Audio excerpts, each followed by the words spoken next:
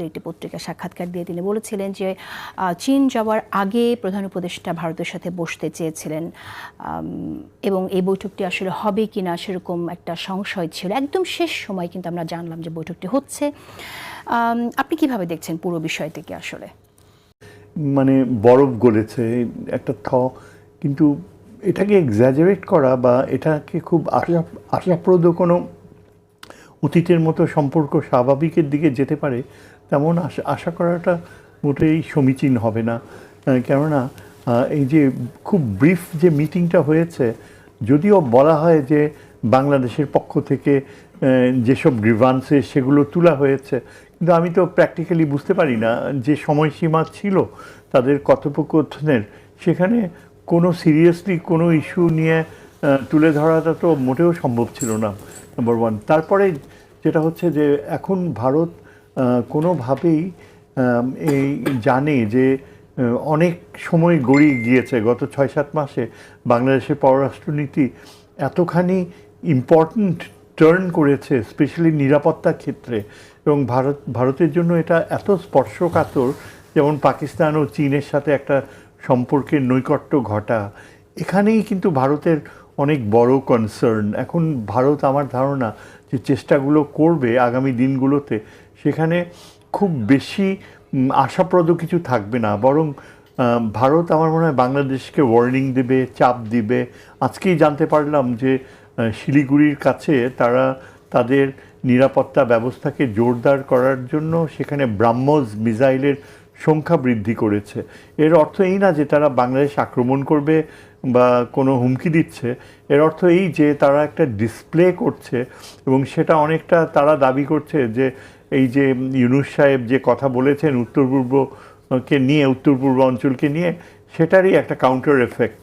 তবে আমার মনে হয় যে রুটিন যেসব বাস্তবতাগুলো, যেমন ধরেন ভিসা প্রক্রিয়া স্বাভাবিককরণ করা, এটা আমরা হয়তো আশা করতে পারছি।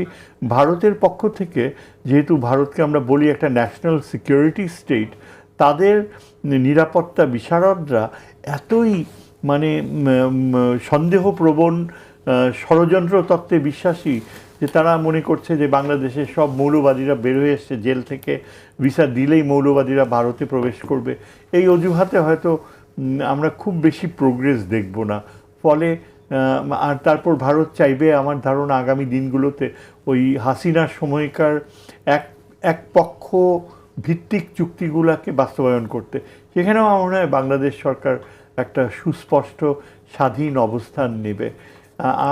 আমি একটু আপনার কাছে জানতে চাই, আপনি খুব একটা আশাবাদী না আমরা বুঝতে পারছি, কিন্তু ভারত সরকারের তো অবস্থানটা এরকম ছিল যে এই সরকারের সাথে কাজই যেন করতে চাইছে না, তারা বলেছে একটি নির্বাচিত সরকারের সাথে কাজ করবে, এবং এই বৈঠকটার জন্য কিন্তু আগে থেকেও এই সরকার, বর্তমান সরকার চেষ্টা করে গেছে। আমরা দেখেছি যে সেপ্টেম্বরে যে জাতিসংঘ মিটিং ছিল সেখানেও কিন্তু এটা চেষ্টা ছিল, কিন্তু হয়নি বৈঠকটি। তো এই যে রাজি হওয়া একদম শেষ সময় রাজি হওয়া, এটাকে আপনি কিভাবে দেখছেন? এটা আমার মনে হয় কিছু ডেভেলপমেন্টস হয়েছে শেষ দিকে, এবং এটা মূলত কূটনীতিকদের প্রয়াসেই সম্ভব হয়েছে। রাজনীতি সেখানে যতটুকু কাজ করেছে তার চেয়ে বেশি কূটনীতির যে যোগাযোগ রয়েছে, যে রেগুলার যারা ফরেন সার্ভিস অফিসার্স এবং দুই পক্ষেই যে পররাষ্ট্রনীতি উপদেষ্টা, এদের একটা দৃষ্টিভঙ্গি ছিল আমার মনে হয়। যে আমার মনে হয় জয়শঙ্কর একটা রোল প্লে করেছে, তিনিও একজন প্রাক্তন কূটনীতিবিদ।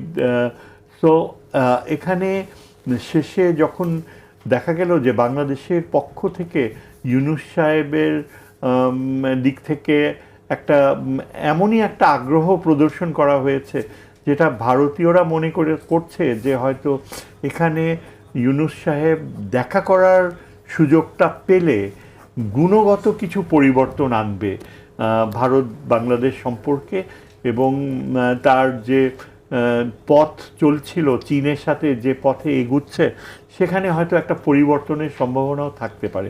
আমি এটা জাস্ট অ্যান্টিসিপেট করছি। আমি আবারও আসবো, আপনি খুব গুরুত্বপূর্ণ একটি কথা বলেছেন, একপাক্ষিক যে চুক্তিগুলো হয়েছে সেটা হয়তো বাস্তবায়নের চেষ্টা ভারত করতে পারে, সে বিষয়ে আপনার কাছে জানবো।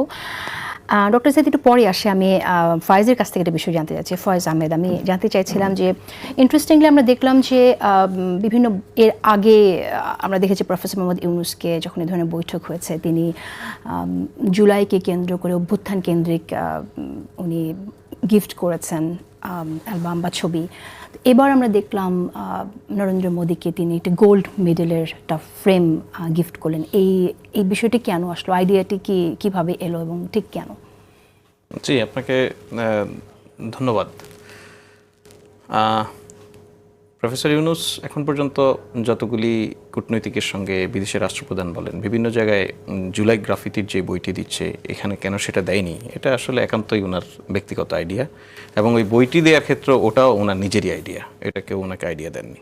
সুতরাং এটা আসলে খুব বেশি আলোচনার বিষয় নয়। তবে স্যার যে বলছিলেন যে অতীতের মতো স্বাভাবিক হওয়ার একটা বিষয় সম্পর্কের জায়গায়, বাংলাদেশের জনগণ ভারতের মতো আসলে ভারতের সঙ্গে অতীতের মতো সম্পর্ক আসলে চায় কিনা।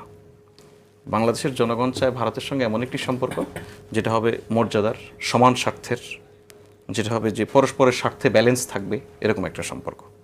অতীতের স্বার্থের বিষয়ে স্যারের বক্তব্যেই আছে, উনি বলছিলেন যে একপাক্ষিক বা একক ভিত্তিক চুক্তির কথা যেগুলি বলছেন। সুতরাং ভারত দীর্ঘদিন বাংলাদেশকে দেখার যে দৃষ্টিভঙ্গি ছিল, সেটা নাগরিকের সম্পর্ক না হয়ে সম্পর্কটা একটি রাজনৈতিক দলের সঙ্গে ভারত রাষ্ট্রের সম্পর্ক তৈরির চেষ্টা হয়েছে। এর ফলে যে ইমিডিয়েট বিপর্যয় সম্পর্কে, সেটা আওয়ামী লীগের এখানে পতনের মধ্য দিয়েই ভারত বাংলাদেশের সম্পর্কে এক ধরনের বড় ধাক্কা তৈরি করেছে। সুতরাং এইটা কিন্তু ভারতের নয়, এটা পৃথিবীর যে কোনো রাষ্ট্রের জন্যই তার কূটনৈতিক সম্পর্ক তৈরি করার ক্ষেত্রে কী ধরনের পলিসি হওয়া উচিত, সেখানে একটা শিক্ষা হিসেবে কাজ করা উচিত।